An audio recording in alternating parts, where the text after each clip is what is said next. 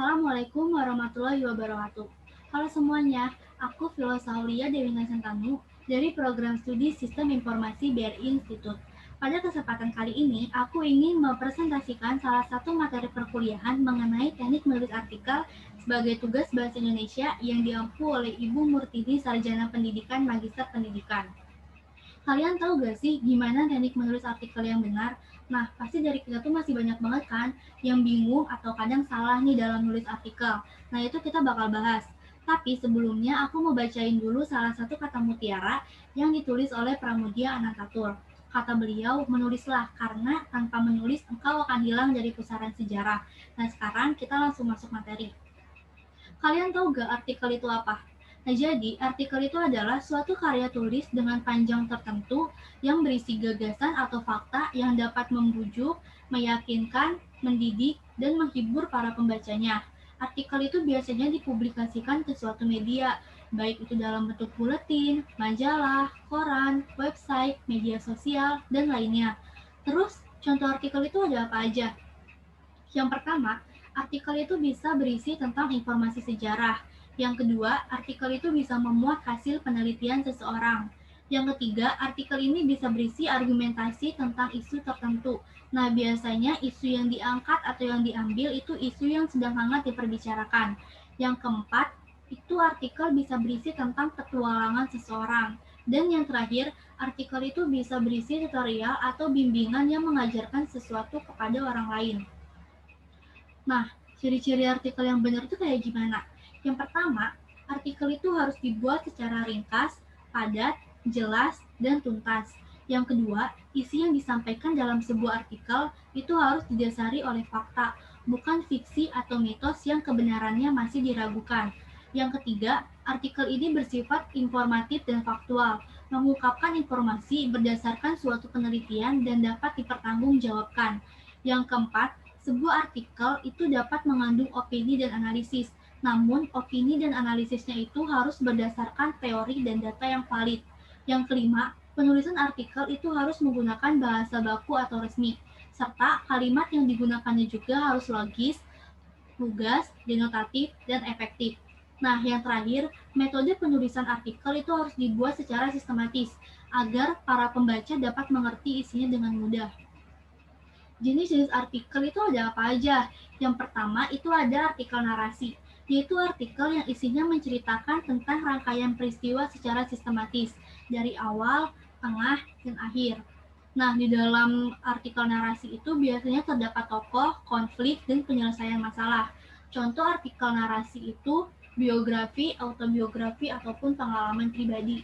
Yang kedua itu ada artikel deskripsi, yaitu artikel berupa karangan yang menggambarkan tentang suatu hal kepada pembacanya. Jadi seolah-olah para pembaca ini dapat ikut merasakan apa yang si penulis ceritakan. Yang ketiga itu ada artikel eksposisi, yaitu artikel yang isinya menjelaskan atau memberikan informasi mengenai suatu topik agar menambah pengetahuan si pembacanya.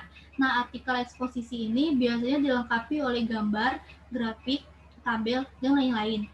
Yang keempat itu ada artikel argumentasi, suatu karangan yang tujuannya ingin membuktikan kebenaran sebuah pendapat dengan menyajikan data atau fakta sebagai alasan.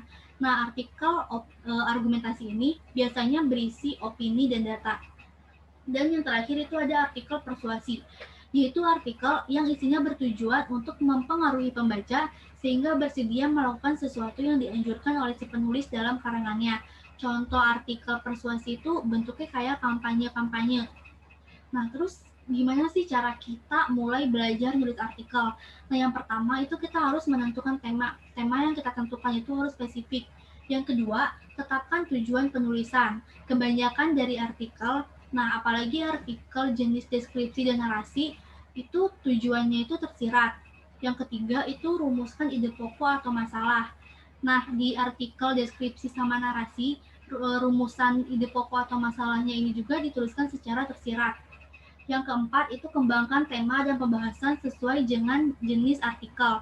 Nah, jadi kembangkan temanya di setiap jenis artikel itu beda-beda. Kalau di artikel narasi itu dikembangkan dengan membuat alur cerita. Kalau di artikel deskripsi itu kita mengembangkan temanya dengan tulisan secara urut. Misalkan dari waktu pagi ke sore. Nah, kalau di artikel eksposisi, kita mengembangkan sesuai dengan tujuannya. Kalau di artikel argumentasi, kita kembangkan temanya itu sesuai dengan fakta yang menguatkan pendapat kita sendiri. Dan kalau di persuasi, itu kita mengembangkan tema itu dengan meyakinkan orang lain sehingga dapat menggerakkan pembaca untuk mengerjakan kebaikan dan menjauhi keburukan. Nah, yang terakhir itu kita harus membuat kesimpulan. Terus kira-kira apa aja ya tujuan dan manfaat dari artikel? Yang pertama, artikel itu sebagai sarana untuk menyampaikan gagasan penulis kepada masyarakat atau pembaca. Yang kedua, sebagai sarana publikasi hasil pemikiran secara ilmiah melalui jurnal ilmiah. Yang ketiga, membantu penulis untuk berpikir secara sistematis dan melatih penggunaan bahasa secara baik dan teratur. Yang keempat, membantu penulis untuk memahami tujuan sehingga diharapkan memiliki kompetensi dalam menulis artikel. Yang kelima, cara untuk menjelaskan atau membahas suatu masalah sesuai dengan bidang ilmu tertentu. Dan yang terakhir, memberikan dampak akademis kepada penulis artikel. Nah, kita kan udah belajar tuh tentang pengertian artikel, ciri-ciri artikel, jenis artikel, cara menulis artikel, dan tujuan artikel itu apa. Nah, sekarang kalian tuh jadi lebih paham kan tentang teknik menulis artikel. Sekian presentasi mengenai teknik menulis artikel. Semoga bermanfaat dan apabila ada kesalahan mohon dimaafkan. Wassalamualaikum warahmatullahi wabarakatuh.